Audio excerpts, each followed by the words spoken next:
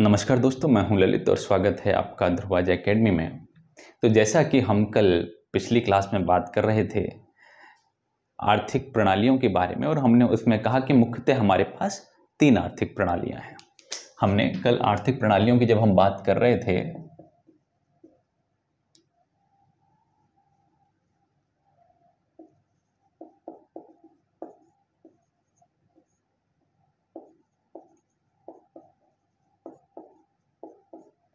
तो हमने उसमें 3 आर्थिक प्रणालियों के बारे में बात करी।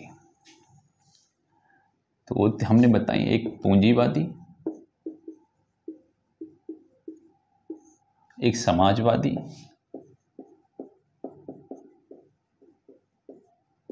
और हमने तीसरी बताई मिश्रित।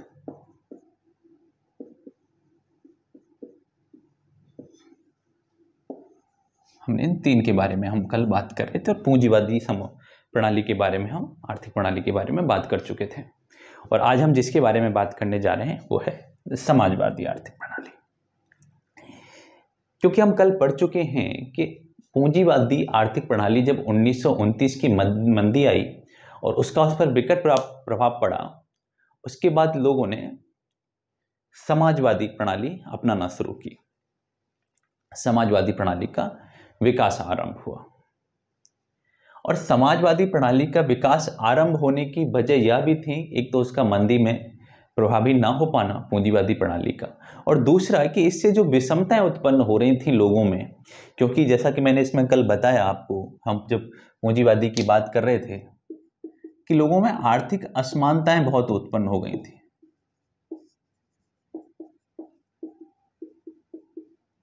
आर्थिक असमानताएं बहुत उत्पन्न हो गई थी क्योंकि जो पूंजीवादी क्षेत्र है उसमें किसकी भूमिका होती है? निजी क्षेत्र की भूमिका।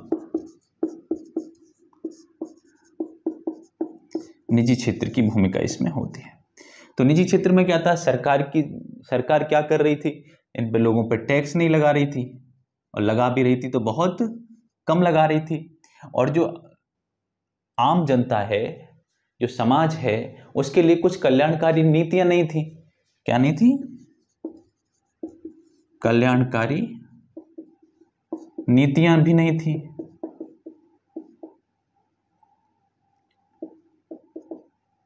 तो समाज के लिए, यह कहते हैं कि उस वर्ग के लिए जिसके पास अपनी आवश्यकताओं को पूरी करने के लिए पैसा नहीं है, या जिनकी क्रय क्षमता अपनी आवश्यकताओं को पूरा करने के अनुसार नहीं है, उनके लिए इस अर्थव्यवस्था में कोई भी उपबंध नहीं था। और ये परिस्थितियां बनी समाजवादी अर्थव्यवस्था के उदय के लिए।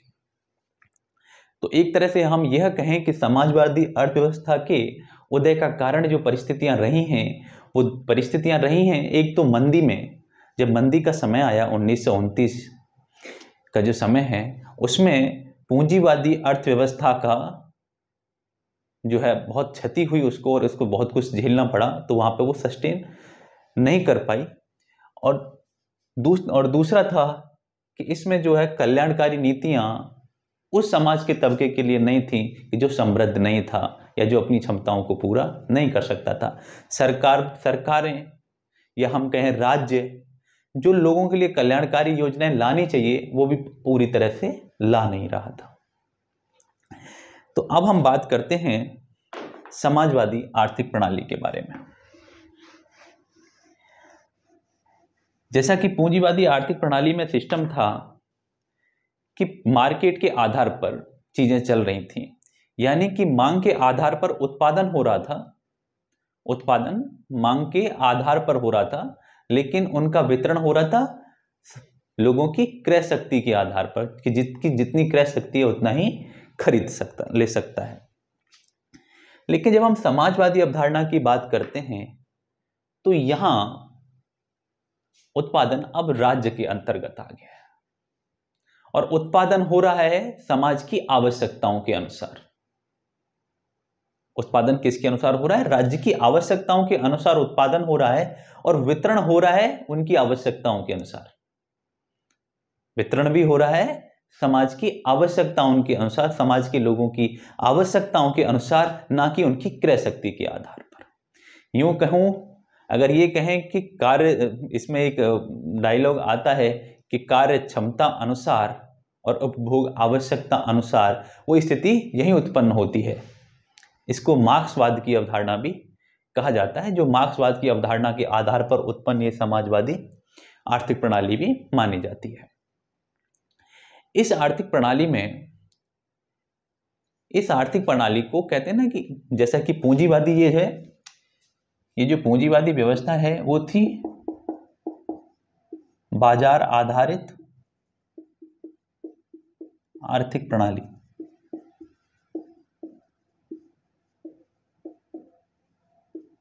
लेकिन ये है, एक है कि गैर बाजार आधारित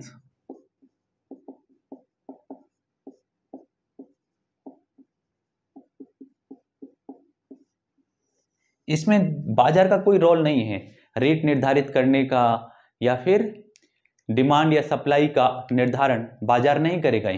यहाँ जैसा कि मैंने बताया कि लोगों की, समाज की आवश्यकताओं के अनुसार ही उत्पादन होगा और उसकी आवश्यकता के लिए ही उसका वितरण भी होगा।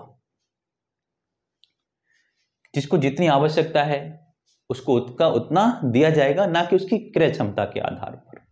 ठीक है, तो गैर बाजार आधारित जो प्रणाली थी, इसमें दो प्रणाली आई। एक थी समाजवाद,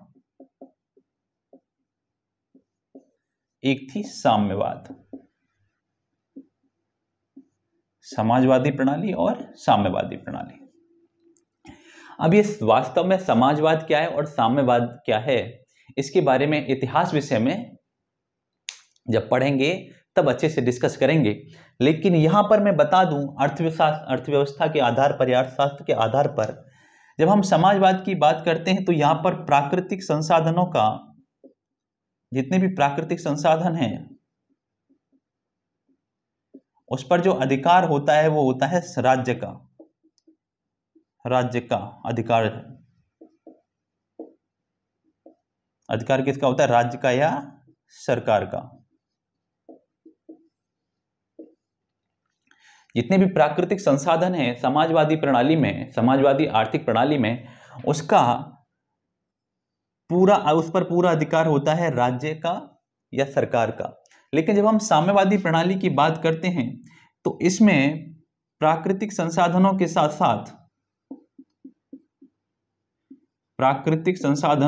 साथ जो श्रम होता है, जो मजदूर होते हैं, लेबर होती है, वो भी सरकार के अंतर्गत आती है। वो भी सरकार के अंतर्गत आती है। काम करो, जितनी आवश्यकता है लेके चले जाओ, आपका श्रम क्या है कुछ भी इसके बारे में नहीं सुना जाएगा। तो ये दो व्यवस्थाएं उत्पन्न होती हैं। किसमें से? गैर बाजारित अर्थव्यवस्थाओं के बारे में।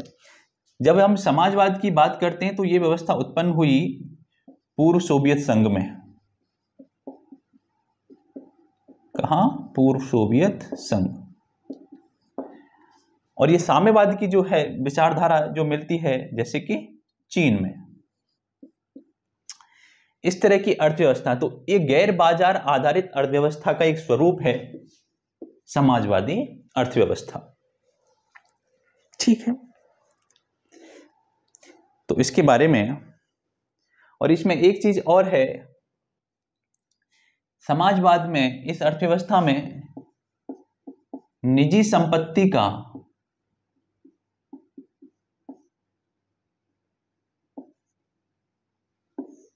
कोई प्रावधान नहीं है। इसमें निजी संपत्ति का कोई प्रावधान नहीं है। जितनी भी संपत्ति होगी वो किसकी होगी? राज्य की होगी। ठीक है, प्रत्येक वस्तु राज्य की होती है। तो ठीक है, हेडिंग डालिए समाजवादी आर्थिक प्रणाली। हेडिंग डालिए समाजवादी आर्थिक प्रणाली और पहला लाइन लिखिए कि इस प्रणाली में सरकार समाज की आवश्यकता के अनुसार उत्पादन करती है। इस प्रणाली में सरकार समाज की आवश्यकताओं के अनुसार विभिन्न वस्तुओं का उत्पादन करती है। इसमें वस्तुओं की इसमें व्यक्तिगत इच्छाओं को महत्व नहीं दिया जाता है। इसमें लोगों की व्यक्तिगत इच्छाओं को महत्व नहीं दिया जाता है। नेक्स्ट लिखिए, वस्तुओं के उत्पादन और वितरण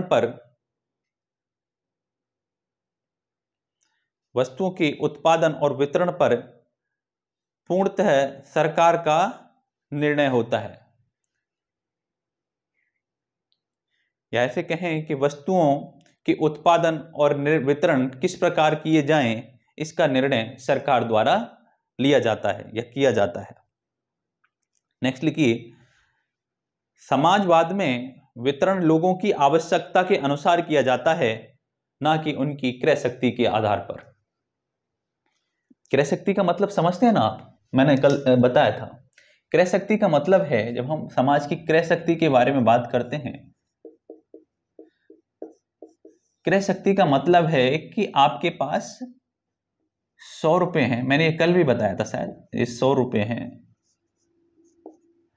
और यहां पर 20 वस्तुएं हैं और एक वस्तु का जो मूल्य है वो कितना है, 10 रुपये है। मैंने एग्जैक्टली ऐसे ही बताया था शायद। एक वस्तु का मूल्य कितना है, 10 रुपये। तो ये किसी व्यक्ति के पास कितने हैं, 100 रुपये हैं। तो इस व्यक्ति की जो क्रय शक्ति है वो है कि 10 रुपये की एक वस्तु है तो वो कितनी वस्तु खरीद सकता है, 10 वस्तुएं खरीद सकता है। कितनी खरीद सकता है वो, 10 वस्तुएं खरीद सकता है।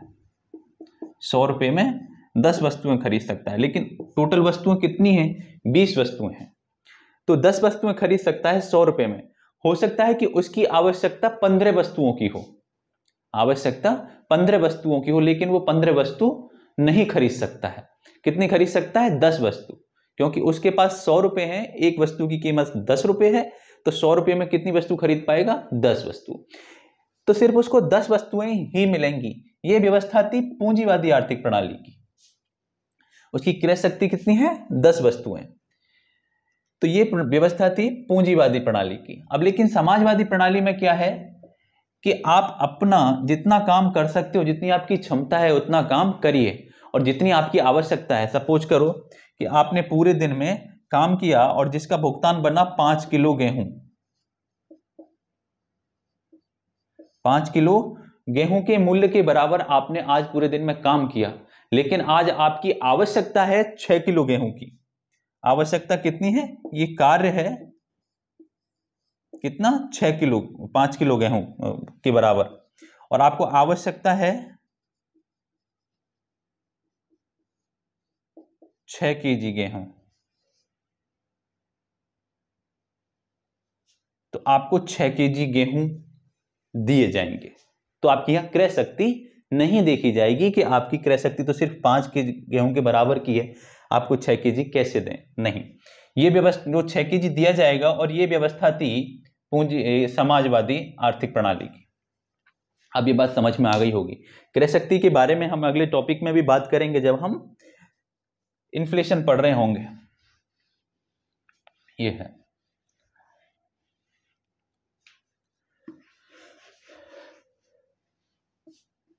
लिखिए,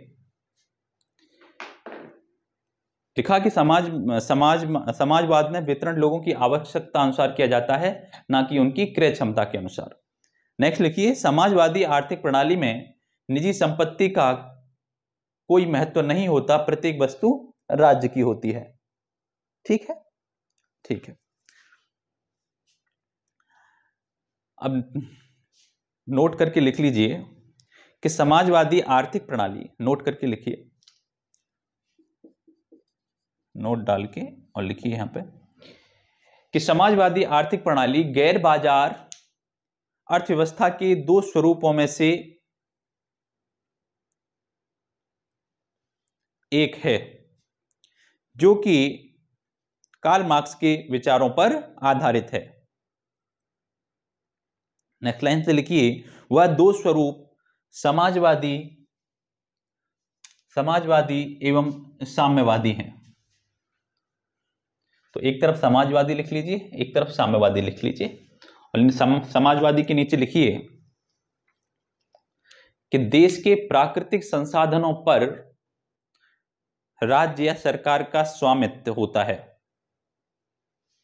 इसके नीचे लिख लीजिए कि देश के प्राकृतिक संसाधनों पर स्वामित्व राज्य या सरकार का होता है। और साम्यवादी के नीचे लिखिए, हाँ इसके नीचे एग्जाम्पल भी लिख लेना, सोवियत संघ, पूर्व सोवियत संघ। नेक्स्ट लिखिए साम्यवादी, इसके नीचे लिखिए इसमें प्राकृतिक संसाधनों के साथ साथ, इसमें प्राकृतिक संसाधनों के साथ साथ श्रम भी सरकार के स्वामित्व के अंतर्गत आता है। और नीचे उदाहरण लिख लीजिए चीन। ठीक है, उदय का कारण हम अभी जान चुके हैं कि पूंजीवादी आर्थिक प्रणाली की जो समस्याएं थी, जो उसकी सीमाएं थी, वो उसके उदय का कारण थी। अब हम इसका एक टॉपिक पढ़ेंगे अगला, समाजवाद की सीमाएं। इसकी सीमाएं क्या क्या रही हैं, यानी इसमें कमियां क्या रही हैं। तो हेडिंग डाल लीजिए सीमाएं। देखिए, जब हम समाजवादी प्रणाली की बात कर रहे हैं तो समाजवादी प्रणाली में निजी क्षेत्र की कोई भूमिका नहीं है। तो प्राकृतिक संसाधनों का जो दोहन है वो कर रही है सरकार या राज्य कर रहा है, और केवल प्राकृतिक संसाधनों का दोहन राज्य कर रहा है, इसलिए वह पूर्णतः संसाधनों का दोहन नहीं कर पा रहा है और हमेशा उस चीज में कमी हो रही है, उस चीज में कमी हो रही है, या उसकी बर्बादी हो रही है। और चूंकि तो इसमें क्या हो रहा है, अगर हम इसकी सीमाएं देखें तो सीमाओं में हम अगर पहली बात देखेंगे तो संसाधनों की बर्बादी हो रही है।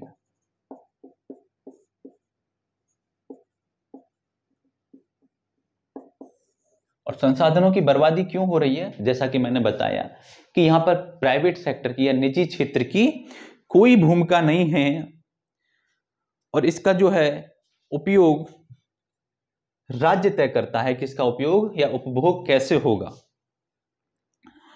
जबकि जो पूंजीवादी व्यवस्था थी जिसमें बाजार की शक्तियां थीं, वो उपभोग को या संसाधनों के यूज को प्रभावी बनाती हैं, जो कि यहां पर थी नहीं, जो कि यहां पर उपस्थित नहीं थी। तो एक यह व्यवस्था भी थी। दूसरा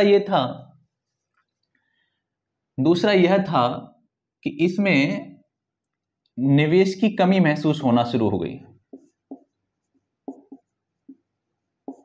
अब एक बात बताओ कि उत्पादन वो जो है वो श्रम आवश्यक क्षमता अनुसार और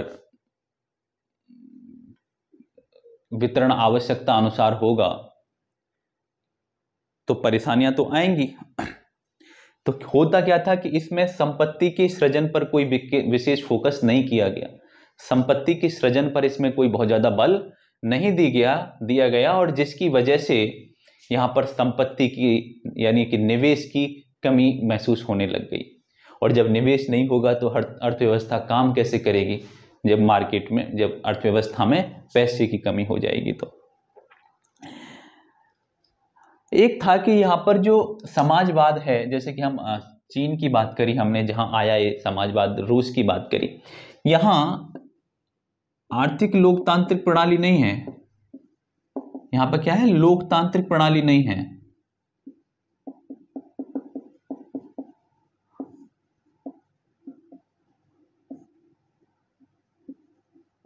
अब जब लोकतांत्रिक प्रणाली नहीं है तो एक समय पे आके देखा गया कि जो लोगों की समाज की सेवा के लिए या लोगों की आवश्यकताओं को पूरा करने के लिए जो लोग कदम उठा रहे थे, वही अंत में इसके शोषण के कारण बन गए।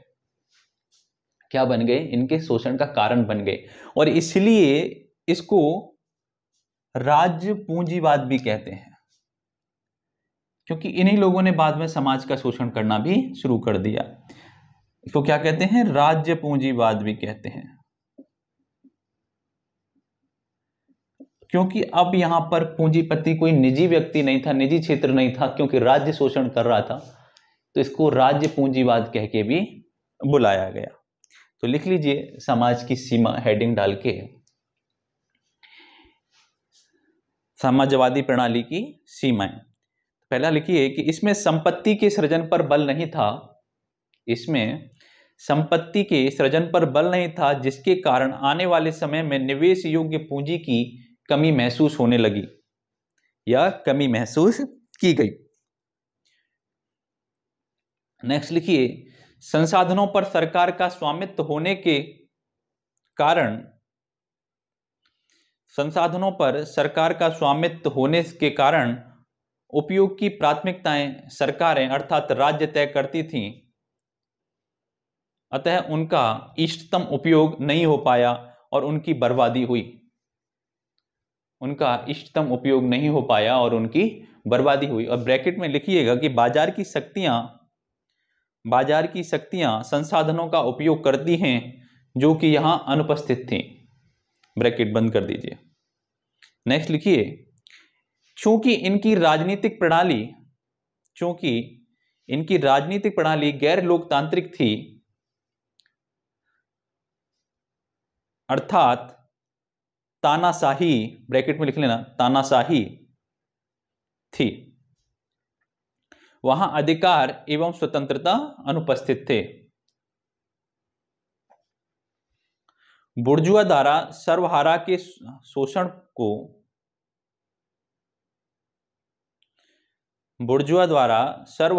शोषण को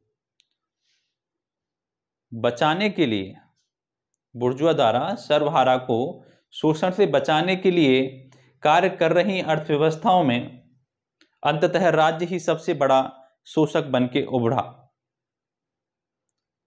राज्य ही सबसे बड़ा शोषक बन के उभरा।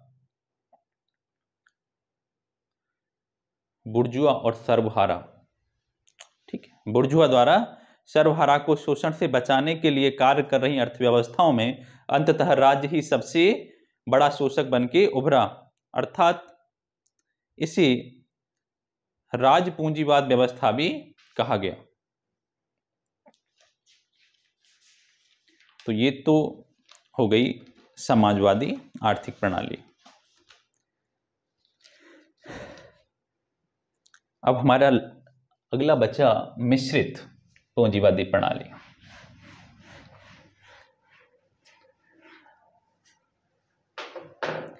मिश्रित पूंजीवादी जो प्रणाली है, जब समाजवादी प्रणाली भी पूर्णतः काम नहीं कर पाई, लोगों का शोषण होता रहा, तो मिश्रित जो है आर्थिक प्रणाली का विकास हुआ। हालांकि मिश्रित प्रणाली का विकास तभी हो चुका था जब पूंजीवादी लोगों ने 1929 या 1930 की मंदी के बाद समाजवादी को अपनाना शुरू किया था। क्योंकि जब भी किसी अर्थव्यवस्था में पहले से विद्यमान कुछ चीजें हों और जब नई चीजों का भी उपभोग करना शुरू हो जाए, तो ऐसा तो हो नहीं सकता कि पुरानी एकदम खत्म हो जाए। जब दोनों ही आ गई तो लोगों ने मिलके भी काम किए होंगे, अलग अलग भी किए होंगे एक ही अर्थव्यवस्था में। तो लगभग तभी आरंभ हो चुका था, लेकिन फ्रांस ने सबसे पहले इसकी घोषणा करी, औपचारिक घोषणा करी 44-45 के आसपास, इसकी मिश्रित आर्थिक प्रणाली की। और इस प्रणाली में होता क्या है कि इस प्रणाली में दोनों निजी क्षेत्र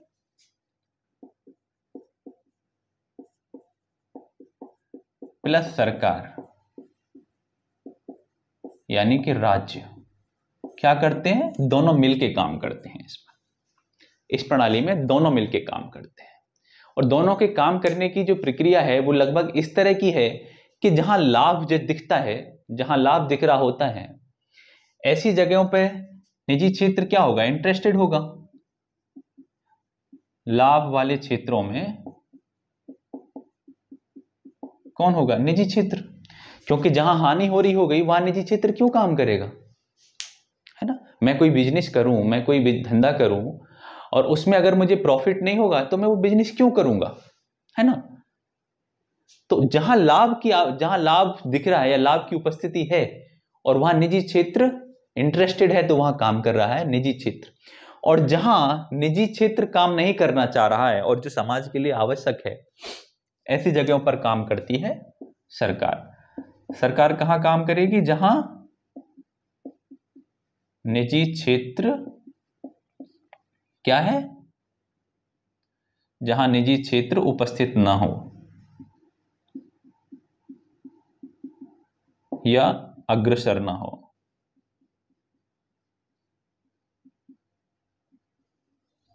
जहां निजी क्षेत्र नहीं काम करना चाह रहा है ऐसी जगहों पर सरकार काम करती है। ऐसा नहीं है कि इन लाभ के क्षेत्रों में सरकार काम नहीं कर सकती, यहां भी सरकार भी काम कर सकती है, ऐसा नहीं है। यहां सरकार भी काम कर सकती है, यहां निजी क्षेत्र भी काम कर सकता है, ऐसा नहीं कि नहीं कर सकते। लेकिन सामान्यतः देखने को मिलता है कि जहां लाभ वाली स्थिति होती है वहां अक्सर निजी क्षेत्र काम कर रहा होता है और जो आवश्यकता के लिए जरूरतों के लिए जो क्षेत्र हैं और जहां निजी क्षेत्र नहीं पहुंच पा रहा है या लाभ ना हो पाने की स्थिति में निजी क्षेत्र काम नहीं कर रहा है तो वहां सरकारें काम करती हैं।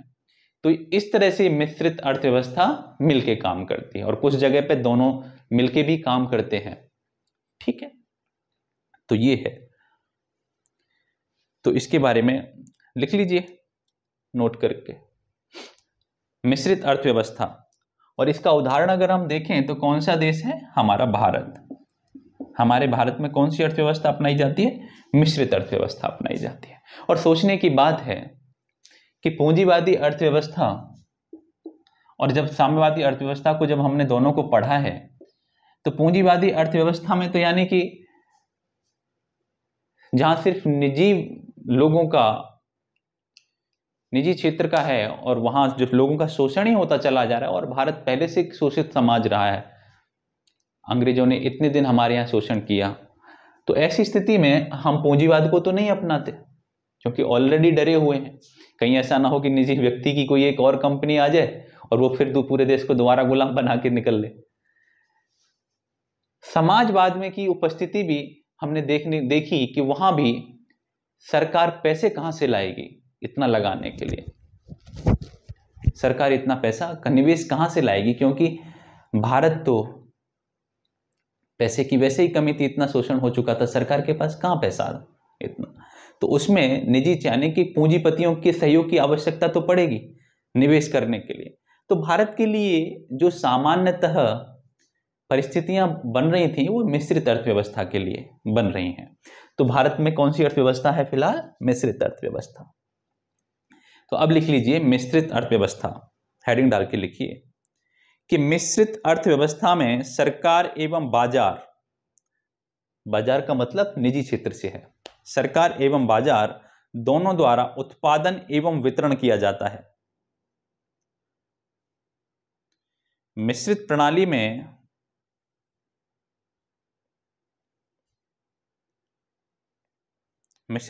में उन्हीं वस्तुओं सेवाओं को सुलभ करता है, मिश्रित प्रणाली में बाजार उन्हीं वस्तुओं एवं सेवाओं को सुलभ करता है जिनका वह अच्छा उत्पादन कर सकता है, तथा सरकार उन आवश्यक वस्तुओं एवं सेवाओं को उपलब्ध कराती है जिन्हें बाजार सुलभ कराने में विफल रहता है। नेक्स्ट लिखिए कि मिश्रित अर्थव्यवस्था को अपनाने की औपचारिक घोषणा फ्रांस द्वारा की गई। अब ब्रैकेट में लिख लीजिए 1944-45 लगभग। नेक्स्ट लिखिए लेकिन इसको बल 1980 के दशक में तब मिला, लेकिन इसको बल 1980 के दशक में तब मिला जब गैर बाजार अर्थव्यवस्थाओं ने इसे अपनाना शुरू किया। ब्रैकेट में लिख लीजिए बाजार समाजवाद के रूप में, बाजार समाजवाद के रूप में। और गैर बाजार अर्थव्यवस्थाएं कौन कौन सी थी? गैर बाजार अर्थव्यवस्था कौन सी थी? मैंने अभी बताया, समाजवाद और साम्यवाद। साम्यवाद कहां देखने को मिला? चीन में। और समाजवाद पूर्व सोवियत संघ में।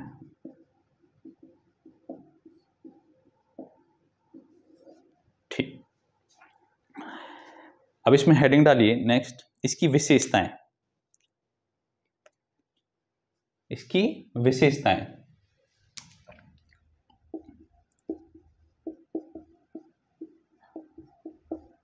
विशेषताएं हेडिंग डाल के लिखिए। पहला टॉपिक, पहली लाइन लिखिए कि राज्य या सरकार एवं निजी क्षेत्र दोनों की भूमिका शामिल होती है।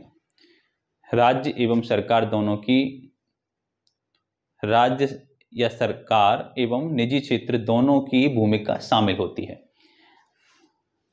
अब दोनों की भूमिका शामिल होने से क्या हो रहा है? दोनों की भूमिका शामिल होने से क्या हो रहा है कि जिन जिन, अब क्या है कि आवश्यकताओं की पूर्ति हो जा रही है, जिन चीजों की जरूरत है वो के लिए उनका उत्पादन हो रहा है आराम से, क्योंकि जहां लाभ मिल रहा है उनमें से निजी क्षेत्र कर दे रहा है, और जहां अलग से आवश्यकता है, जहां निजी क्षेत्र नहीं पहुंच पा रहा है, वहां सरकार कर देती है। तो दोनों मिला के पूरा उत्पादन करके दे सकते हैं, और फाइनेंस की भी प्रॉब्लम नहीं होती क्योंकि निजी क्षेत्र भी है। समझ रहे हो? तो इसकी एक विशेषता है। जैसा कि फाइनेंस की समस्या हमें देखने को मिली समाजवाद में, क्योंकि वहां पर निजी क्षेत्र की अनुपस्थिति रही थी। ठीक है, नेक्स्ट लिखिए, ऐसी आर्थिक गतिविधियां जिनमें लाभ के अनुकूल वातावरण हो वहां निजी क्षेत्र अपनी भूमिका में संलग्न होता है। और ऐसी आर्थिक गतिविधियां जिनमें निजी क्षेत्र प्रेरित नहीं होता या लाभ की अनुपस्थिति के कारण निजी क्षेत्र काम नहीं करता, उसका ध्यान राज्य रखता है। और इसमें एक महत्वपूर्ण है विशेषता कि जो नियमन होता है वो कौन करता है? राज्य करता है।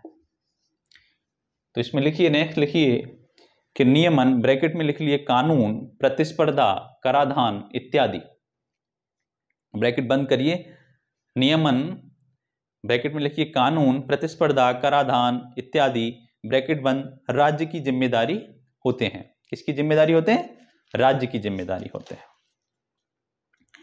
तो ये तो हुई हमारी आर्थिक प्रणालियां। उम्मीद करता हूं कि तीनों समझ में आई होंगी। अब जो हमारा टॉपिक होगा वो होगा आर्थिक समृद्धि एवं विकास।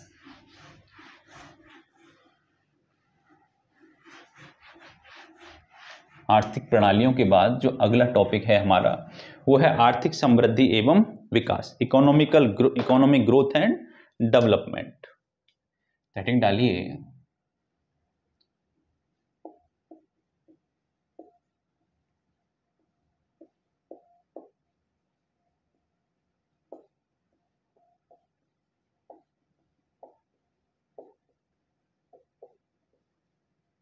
आर्थिक समृद्धि एवं विकास, इसको इंग्लिश में कहते हैं इकोनॉमिक ग्रोथ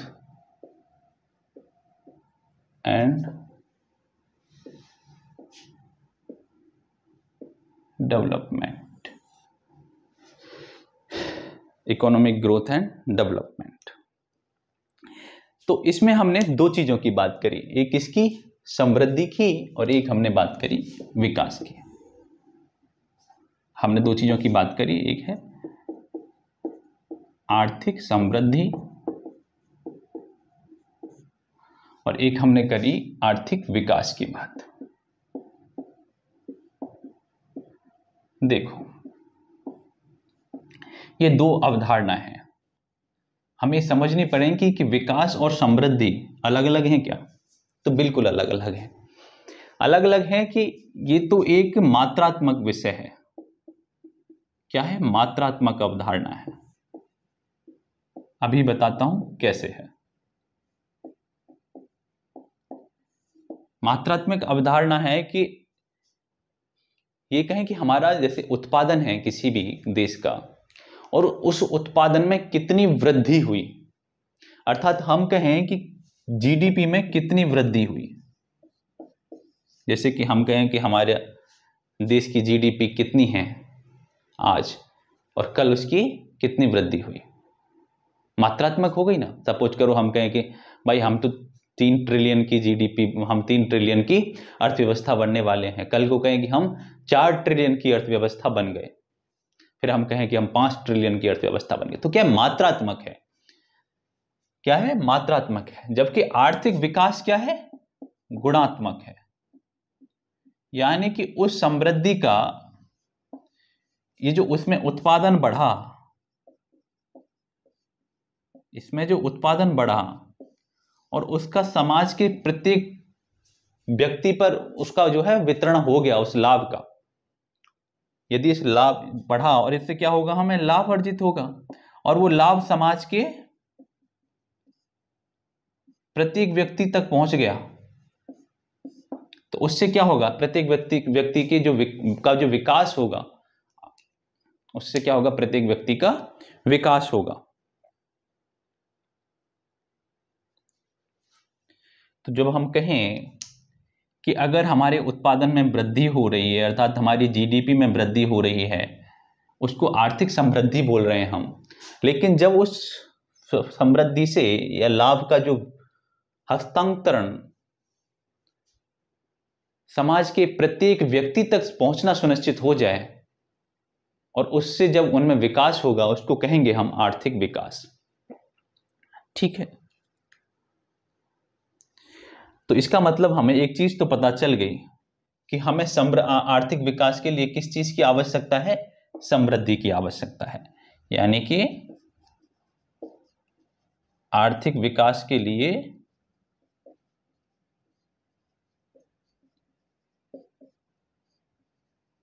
आर्थिक समृद्धि की आवश्यकता है।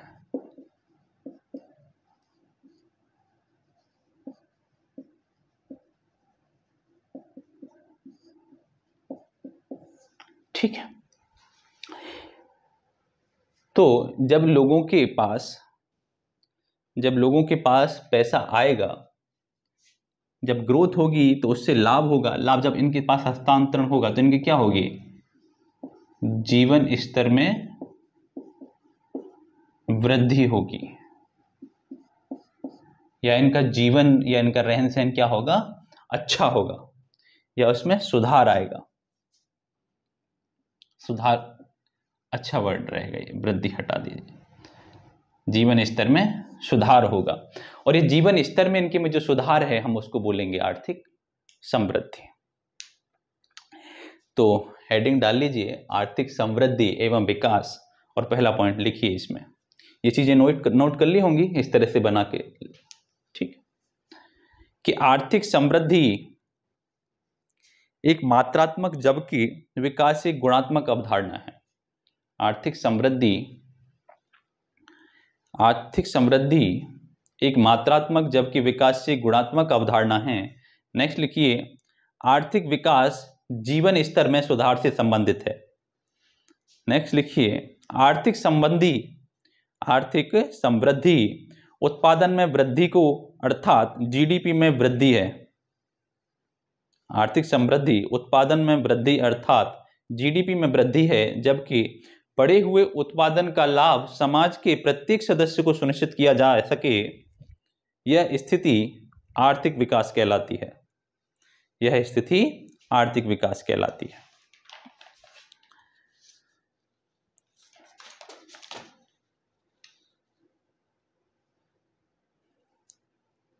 नेक्स्ट हेडिंग डालिए, समावेशी विकास।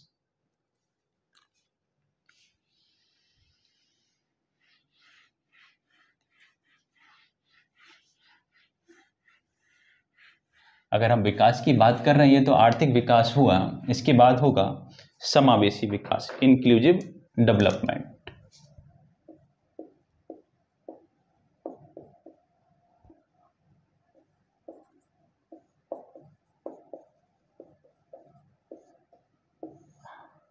समावेशी विकास। समावेशी विकास की बात करें तो इसके दो पहलू हैं। समावेशी विकास इसको बोलते हैं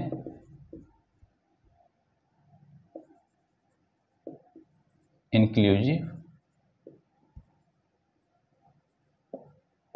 डेवलपमेंट, इंग्लिश में कहते हैं। इसके दो पहलू हैं समावेशी विकास में। एक तो है कि विकास सबका हो, यानी कि सबका विकास। विकास किसका हो? समाज के प्रत्येक व्यक्ति का हो, यानी सबका विकास हो, यानी सबका विकास हो। और दूसरा है कि सभी पहलुओं में हो।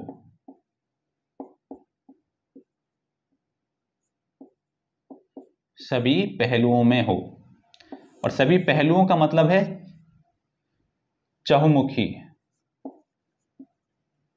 ऐसे बोल सकते हैं हम। सभी पहलुओं में इसका विकास हो। और पहला है कि सबका विकास हो।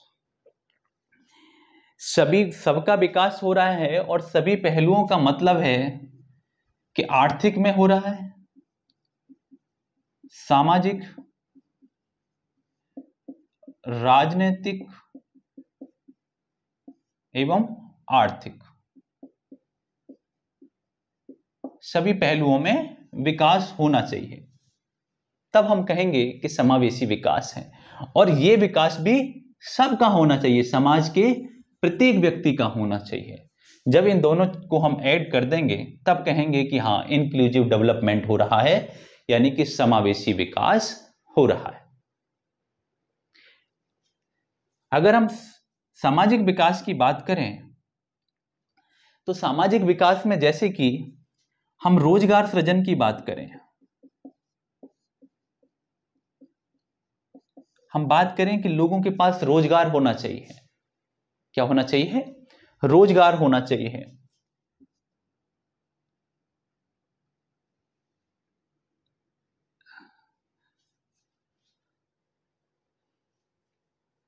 ये तो आर्थिक विकास की हो जाएगी अवधारणा। सबसे पहले हम बात करते हैं आर्थिक विकास की। सॉरी, अगर हम आर्थिक विकास की बात करें तो आर्थिक विकास में क्या होगा कि लोगों के पास क्या होना चाहिए? रोजगार होना चाहिए। रोजगार सृजन की अगर हम बात करें तो जब रोजगार सृजन होगा तो लोगों के पास रोजगार से पैसे आएंगे, लोगों के पास अपनी क्रय शक्ति बढ़ाने की क्षमता बढ़ेगी। रोजगार होने चाहिए। गरीबी उन्मूलन,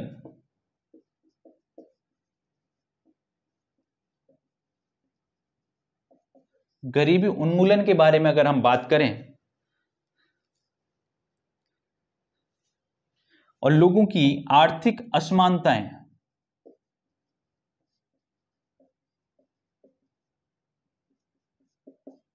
जैसा कि आजकल रिपोर्ट आ रही हैं बार बार कि भारत में आर्थिक असमानताएं बढ़ रही हैं। और आर्थिक असमानता का मतलब है कि अमीर और अमीर होता जा रहा है या समृद्ध समृद्ध, और गरीब यानी कि निर्धन और निर्धन होता जा रहा है। तो इनके बीच का जो गैप है इसको बोलते हैं आर्थिक असमानता। इन दोनों के बीच में जो गैप है, यानी किसी के पास 100 रुपये हैं और किसी के पास 10 रुपये हैं, तो उनके बीच में जो अंतर है 90 रुपये का, इसको बोलते हैं आर्थिक असमानता है। और भारत में कहा जाता है कि आर्थिक असमानता बढ़ती जा रही है। भारत में भी आर्थिक असमानता बढ़ती जा रही है। और इसके विभिन्न पहलू हैं। इसके बारे में जब हम आगे चलेंगे, खासकर जब एडवांस इकोनॉमिक्स पढ़ रहे होंगे, तब इन सब चीज़ों के बारे में डिस्कस करेंगे। ठीक है। तो ये जब हम सामाजिक विकास की बात करें तो ये जातिगत भेदभाव है,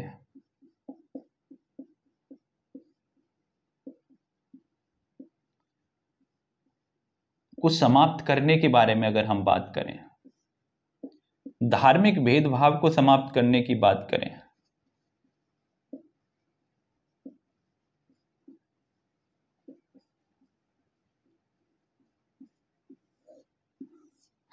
जातिगत भेदभाव को समाप्त करने की बात करें, धार्मिक भेदभाव को समाप्त करने की बात करें, लैंगिक असमानता को समाप्त करने की बात करें,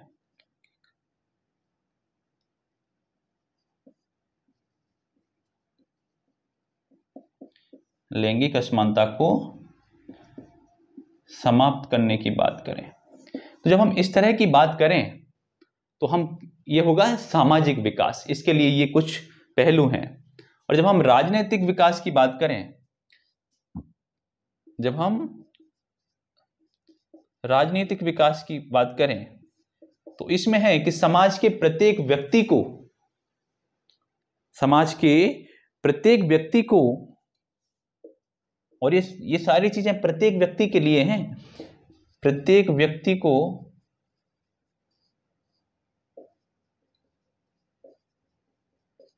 राजनीतिक भागीदारी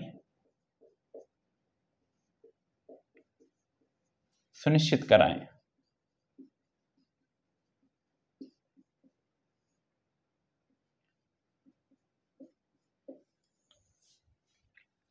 प्रत्येक व्यक्ति को राजनीतिक भागीदारी सुनिश्चित कराएं कि समाज का प्रत्येक व्यक्ति राजनीति में एक्टिव होने के लिए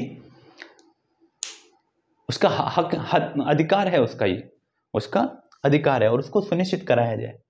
तो जब इन सभी क्षेत्रों में विकास होता है तो हम कहते हैं कि सभी पहलुओं में विकास हो रहा है और सबका विकास हो रहा है। और अब इन दोनों चीजों को हम जब जोड़ें तब कहते हैं हम कि अब इंक्लूसिव डेवलपमेंट हो रहा है, यानी कि समावेशी विकास हो रहा है। समावेशी विकास, सबका विकास क्या है?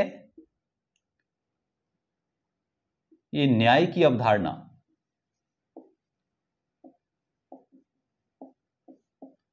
पर आधारित है।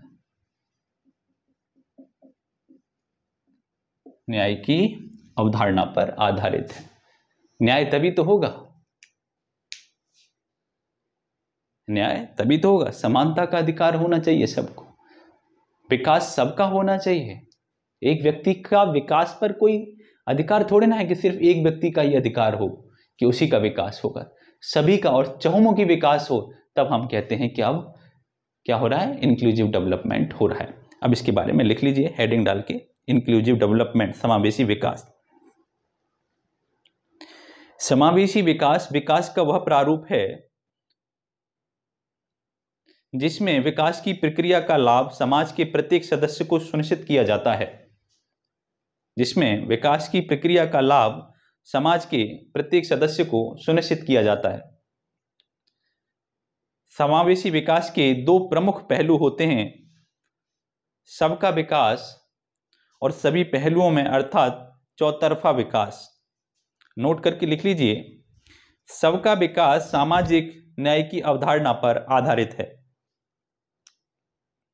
नेक्स्ट लाइन से लिखिए, सभी पहलुओं में विकास, चौतरफा विकास से तात्पर्य है कि आर्थिक विकास के साथ साथ सामाजिक एवं राजनीतिक विकास भी सुनिश्चित हो। आर्थिक विकास के साथ साथ सामाजिक एवं राजनीतिक विकास भी सुनिश्चित हो। नीचे हेडिंग डालिए आर्थिक विकास, आगे करके लिख लिए रोजगार सृजन सुनिश्चित हो, गरीबी उन्मूलन सुनिश्चित हो, आर्थिक असमानता दूर करना सुनिश्चित हो।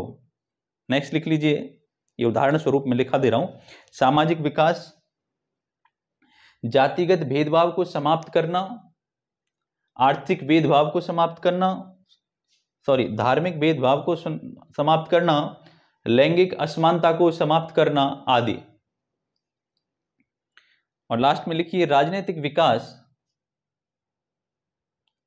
प्रत्येक व्यक्ति को राजनीतिक भागीदारी सुनिश्चित करना, प्रत्येक व्यक्ति को राजनीतिक भागीदारी सुनिश्चित करना।